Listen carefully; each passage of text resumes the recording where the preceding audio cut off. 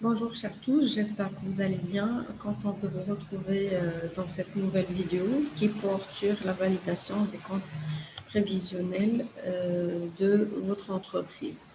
Donc là, l'importance de cette étape correspond à une étape de validation de tout ce que vous avez entrepris jusqu'à maintenant dans le cadre de la réalisation de votre business plan. Donc c'est une étape qui va vous permettre à traduire simplement l'ensemble des éléments étudiés précédemment sur le plan financier, c'est-à-dire que le plan financier devrait correspondre aux aspirations sur lesquelles vous avez basé votre projet d'affaires sur les différentes dimensions que nous avons vues précédemment. Donc, il convient alors de passer par deux étapes fondamentales pour élaborer les comptes prévisionnels financiers. D'abord, il faut déterminer les financements externes nécessaires au développement harmonieux de votre projet et puis préciser le montant de l'apport en capital de l'entrepreneur, c'est-à-dire votre apport en capitaux propres. Donc, ces deux montants ont pour finalité de vérifier la viabilité financière de votre projet, c'est-à-dire s'il est profitable au moins à terme et si le besoin de trésorerie peut être couvert pendant au moins les premières années. Donc, cette première étape franchie, l'entrepreneur cherchera dans un deuxième temps à optimiser la rentabilité. Là, je vais partager avec vous un schéma qui va vous permettre de visualiser de façon bien entendu schématique comment vous pouvez élaborer vos prévisions financières. Donc, pour pouvoir déterminer les montants dont je viens de parler, en pratique, il faudrait partir du montant d'investissement. C'est la façon la plus simple pour pouvoir réaliser les prévisions financières. Et il faut partir du montant d'investissement projeté. Ça veut dire vos aspirations en termes de croissance de votre entreprise, en termes d'investissement. Donc, il faut partir à partir du montant d'investissement projeté avant d'établir les autres prévisions chiffrées, puis de conclure sur les besoins de financement et en dernière étape, la cinquième étape, sur la rentabilité financière du projet. Donc, ce schéma pourrait être traduit par un certain nombre de questions pour pouvoir quand même avancer dans cette partie. Nous allons nous baser sur deux principales questions. D'abord, quels sont les capitaux nécessaires pour lancer le projet et pourrez-vous les réunir? Donc, pour répondre à cette question, il convient d'évaluer vos besoins durables de financement et définir par conséquent ce qu'on appelle le programme d'investissement, votre programme d'investissement. Donc, ce dernier, je parle du programme d'investissement, correspond à la budgétisation des besoins durables de financement qui correspond au montant des investissements dont vous aurez besoin. Et il faut d'abord définir vos besoins, par exemple les terrains, les machines, les brevets, le fonds de commerce, etc. C'est-à-dire tout ce que vous envisagez mettre en place, mettre en œuvre pour démarrer votre entreprise et pour la faire croître.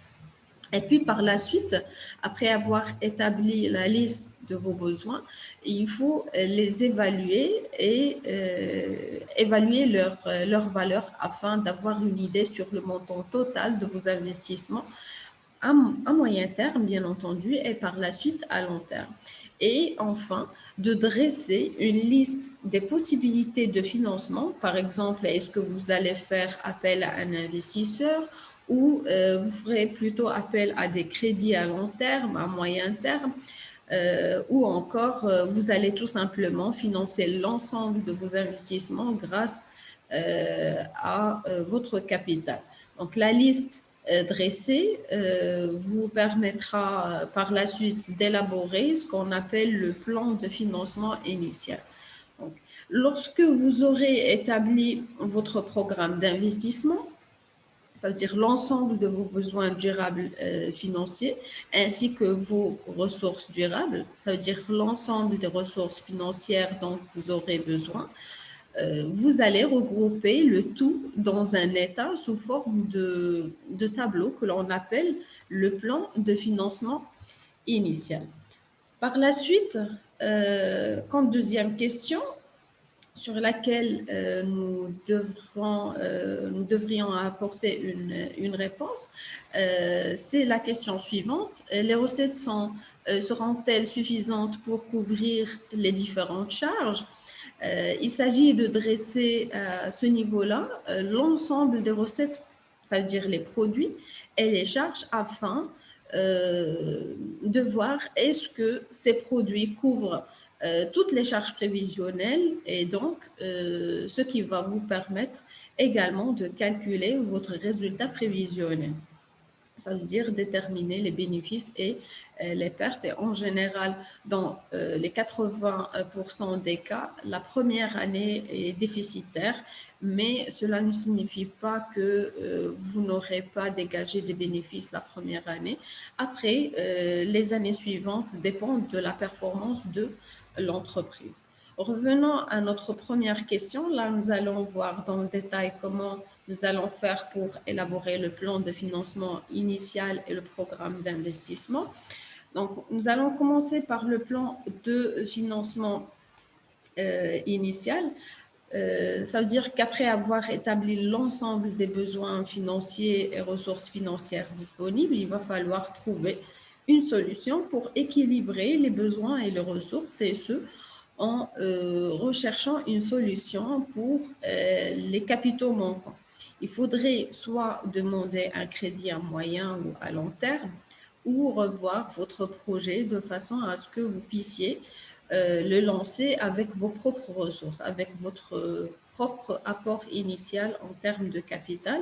Ça veut dire, dans ce cas-là, il faut le redimensionner, ça veut dire redimensionner le projet de telle sorte à baisser les charges du lancement. Par exemple, vous pouvez opter pour la sous-traitance d'une activité afin de réduire l'investissement de départ. Puis par la suite, le plan de financement prend la forme d'un tableau, tout simplement, qui est composé de deux principales parties. Une partie dédiée aux besoins durables, ce qui renvoie à ce qu'on a appelé le programme d'investissement. Ça renvoie à notre programme d'investissement qui comprend les éléments tels que les frais d'établissement qui correspondent aux frais de constitution de l'entreprise, l'investissement hors taxe, c'est-à-dire l'investissement qui peut être à la fois immatériel ou encore physique, ça veut dire matériel, et le besoin en fonds de roulement qui correspond à l'argent dont vous aurez besoin pour financer les 6 premiers mois. La partie ressources durables comprend elle aussi le capital social ou apport personnel, le compte courant des associés qui renvoie dans le plan comptable à la classe 3, le compte courant d'associés. Et ce compte comprend ou bien correspond aux avances de fonds qui peuvent être faites par les associés au profit de la société. Elles sont particulièrement utilisées pour financer un projet d'investissement ou pour faire face à une difficulté de trésorerie ou encore pour l'augmentation du capital. Nous allons retrouver dans cette même partie, dans cette même colonne des ressources durables, les subventions aux primes d'équipement. Si l'État, par exemple, subventionne une partie ou la totalité des équipements, ce qui reste quand même très rare et ça dépend du secteur d'activité, on peut retrouver ce genre de subvention, par exemple, dans le secteur d'agriculture. Si l'État veut encourager À titre d'exemple, l'agriculture, elle peut la subventionner par des équipements. Ou encore, je peux citer même l'exemple du plan Maroc vert, où l'État est intervenu pour encourager les investisseurs dans ce domaine d'activité. Et en dernier lieu, les emprunts à moyen ou à long terme. Donc, c'est à quoi ressemble un peu notre plan de financement initial en termes de parties. Puis par la suite, donc là, en fait, là, c'est juste pour schématiser un peu tout ce qu'on vient de voir jusqu'à maintenant. Un programme d'investissement donne lieu à un investissement immatériel et un investissement physique, plus le fonds de roulement, ce qui correspond à, enfin, ce sont des éléments qui nous permettent d'avoir une idée sur notre plan financier initial. Nous rappelons encore une fois que le programme d'investissement est un plan qui permet ou qui met en avant l'ensemble des investissements physiques et immatériels envisagés et le besoin en fonds de roulement. Les investissements immatériels peuvent correspondre aux dépenses de recherche et développement, la valeur des brevets acquis, le coût des licences, les dépenses de formation du personnel, les dépenses en logiciel, les dépenses publicitaires, la valeur d'acquisition du fonds de commerce. On peut aussi citer des exemples pour les investissements physiques qui peuvent correspondre au matériel d'exploitation dont l'utilisation, bien entendu, dépasse une année. Il est important de faire apparaître le besoin en fonds de roulement dans le business ou dans le plan d'investissement, car c'est un indicateur qui permet au chef d'entreprise d'anticiper les variations des flux de trésorerie pour maintenir son activité sans risquer la cessation de paiement. Donc là, en fait, ça, c'est juste pour rappeler un peu de quoi il est composé l'investissement matériel et l'investissement physique. De toute façon, je viens de les citer. Donc là, vous avez encore une fois quelques exemples enfin, dans le cadre toujours du programme d'investissement pour le besoin en fonds de roulement. Donc concrètement, pour cette partie, on peut dire que le besoin en fonds de roulement est la somme dont vous aurez besoin pour financer l'ensemble des activités de votre entreprise et en attendant les paiements de vos clients.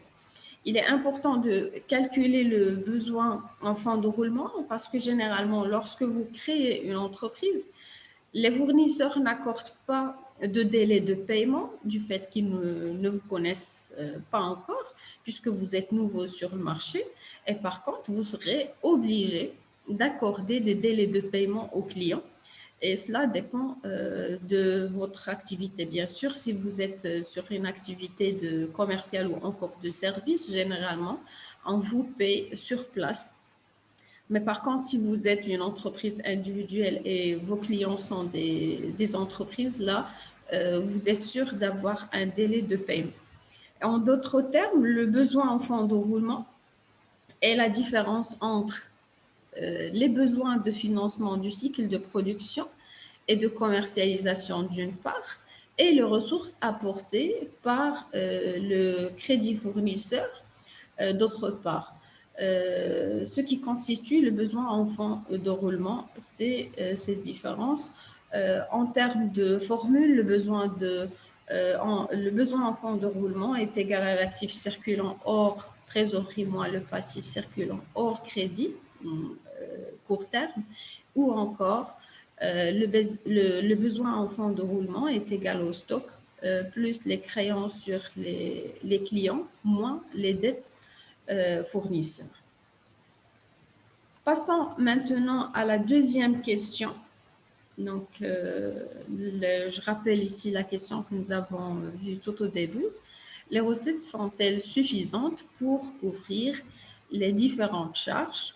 Et là, à travers cette question, nous cherchons à vérifier si notre projet est rentable, et c'est le compte des résultats prévisionnels qui permettra de répondre à cette question et qui mettra en évidence cette question.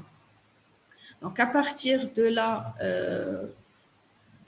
à partir de cette question, à partir de l'analyse des comptes de résultats prévisionnels, c'est à partir de là que vous allez savoir est-ce que vous allez dégager des bénéfices ou non. Donc, je suppose que vous connaissez un peu à quoi correspond le compte de résultats prévisionnels. C'est un tableau faisant partie du prévisionnel financier dans le cadre de la réalisation de votre business plan. Il reprend les informations suivantes. D'abord, le chiffre d'affaires prévisionnel et tous les autres produits prévus ou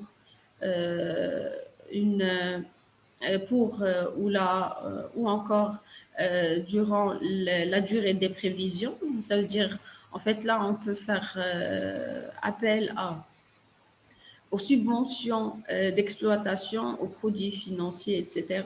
Et les dépenses prévisionnelles sur la même période qui peuvent correspondre aux achats de marchandises, achats de matières et de matériaux, charges externes, les impôts et taxes, les charges de personnel, les dotations aux amortissements et autres. Par la différence entre ces deux postes, d'abord le chiffre d'affaires prévisionnel et dépenses prévisionnelles. Donc, le compte de résultat prévisionnel met en évidence ce qu'on appelle le résultat net réalisé sur chaque exercice prévu. En général, la durée des prévisions s'étale sur une période de 3 à 5 ans.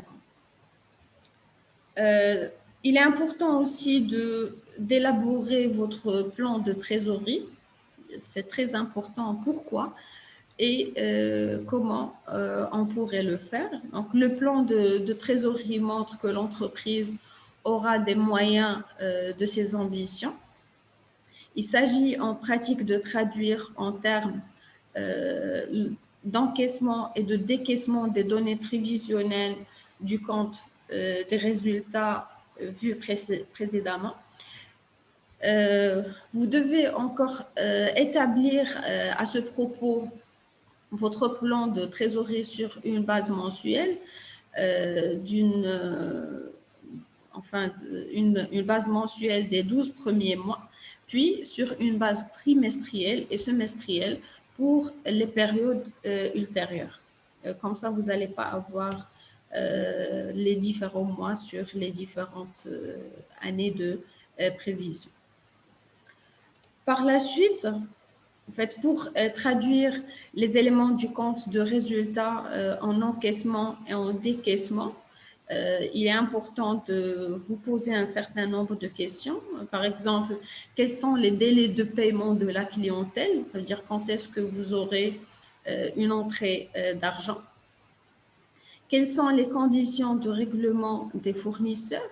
Donc, la réponse à cette question permet de mettre ou de mesurer la prise en charge par les fournisseurs du besoin en fonds de roulement.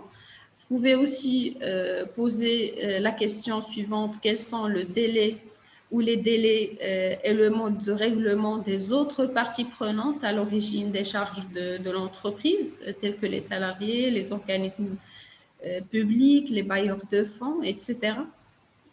Vous pouvez aussi poser la question suivante: en fonction des calculs réalisés sur la base des hypothèses formulées, quels sont les mois présentant les creux de trésorerie les plus importants? Donc là, ce sont des informations très importantes qui vont vous permettre de connaître un peu la variation de votre trésorerie sur les 3 à 5 années à venir. Pour le plan de financement à 3 ans, donc là, c'est une étape aussi très, très importante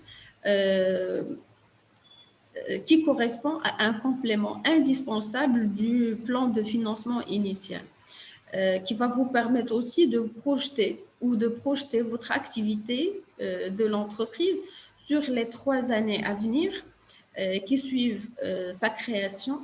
Et l'objet du plan de financement à 3 ans, c'est un outil qui vous permet d'anticiper les besoins en financement possible en fonction d'hypothèses de croissance réalistes, bien sûr. Donc, de la même façon que le besoin ou le plan de financement initial, le plan de financement à 3 ans se compose de 2 principales parties aussi. Donc, la première partie qui renvoie aux ressources, ça veut dire quelles sont les rentrées d'argent prévues et les besoins, comment ces rentrées d'argent seront-elles utilisées. Je rappelle à ce titre-là que le plan de financement sur 3 ans sert en premier lieu à identifier si l'entreprise a un besoin ou un excédent de financement sur les années à venir. Donc, cette information vous permettra de savoir si l'entreprise a un besoin de financement, de commencer à chercher des financeurs ou des financements auprès des banques ou des investisseurs, ou encore si l'entreprise a un excédent de trésorerie. Et là, il faut commencer à planifier de nouveaux investissements pour soutenir la croissance de l'entreprise ou de distribuer cet argent aux apporteurs des capitaux sous forme de dividendes, de remboursement anticipé d'emprunt. Les indicateurs de rentabilité. Donc, en tant qu'entrepreneur, vous devez vous interroger sur les éléments susceptibles d'améliorer la rentabilité de votre projet et de diminuer le besoin de financement. En réalité, il existe plusieurs indicateurs de rentabilité, mais nous allons nous contenter de 3 principaux indicateurs: la rentabilité d'exploitation, la rentabilité commerciale et la rentabilité des capitaux. Donc là, pour la rentabilité d'exploitation est égale à la CAF sur la valeur ajoutée. Donc là, pour la CAF, c'est la capacité d'autofinancement qui désigne l'ensemble des ressources internes générées par l'entreprise dans le cadre de son activité qui permettent d'assurer son fonctionnement. Donc, la CAF est égale à l'argent dont l'entreprise doit normalement disposer en retraitant l'ensemble des charges. Et puis, pour la valeur ajoutée, pour cette première formule, comme vous le savez bien, c'est la différence entre les produits d'exploitation et les charges d'exploitation. La valeur ajoutée correspond aux gains dégagés par l'exploitation. De la même façon, pour la rentabilité commerciale, donc c'est le rapport entre la CAF et le chiffre d'affaires, et la rentabilité des capitaux qui correspond au résultat net avant impôt sur les capitaux propres. Par la suite, nous allons aussi voir un autre indicateur qui est très, très important, qui correspond au seuil de rentabilité, ou ce qu'on appelle le point mort. Donc, le seuil de rentabilité correspond au niveau d'activité minimum à partir duquel l'activité d'une entreprise devient rentable, c'est-à-dire le chiffre d'affaires pour lequel une entreprise ne génère aucune perte ni aucun bénéfice. Le seuil de rentabilité se calcule de 2 façons, de 2 manières. Il est égal au chiffre d'affaires moins les charges totales, ce qui correspond à une méthode qui reste plus ou moins simple, ou encore le seuil de rentabilité est égal à la marge sur coût variable moins les frais fixes, et ça correspond à une méthode basée sur la marge. Donc, pour la marge sur coût variable est égale à son tour au chiffre d'affaires moins les charges variables. Et les charges variables dans cette formule correspondent aux charges qui varient en fonction de l'activité de l'entreprise. Par exemple, l'achat de marchandises ou de matières premières. Donc avec ça, je pense que nous avons fait le tour enfin, concernant notre étude financière qui est composée généralement de 5 principales étapes. Le plan d'investissement, le programme d'investissement et le plan de financement initial, le compte de résultat prévisionnel, le plan de trésorerie, le plan de financement à 3 ans, et puis une dernière étape qui reste à son tour essentielle, qui correspond aux indicateurs et ceux de rentabilité.